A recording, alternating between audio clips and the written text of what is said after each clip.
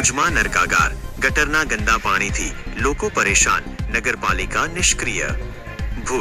ભુજના ભીડ નાકાથી સોનાપુરી સ્મશાન અને શેખ ફળિયા વિસ્તારમાં નગરપાલિકાની બેદરકારીને કારણે લોકો નર્ક જેવી પરિસ્થિતિનો સામનો કરી રહ્યા છે।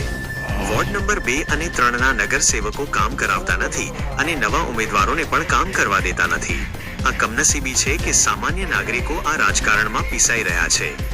ભીડ ગેટ ઘાસચારા માર્કેટથી સોનાપુરી સ્મશાન અને શેખ ફળિયા સુધી ગટરના ગંદા પાણીની સમસ્યા વિકરાળ બની ગઈ છે। ગંદકીથી લોકો ત્રાહિમામ પોકારી ઉઠ્યા છે અને બીમારીનો ભોગ બની રહ્યા છે। કોન્ટ્રાક્ટરના કામદારો કોઈની વાત સાંભળતા નથી।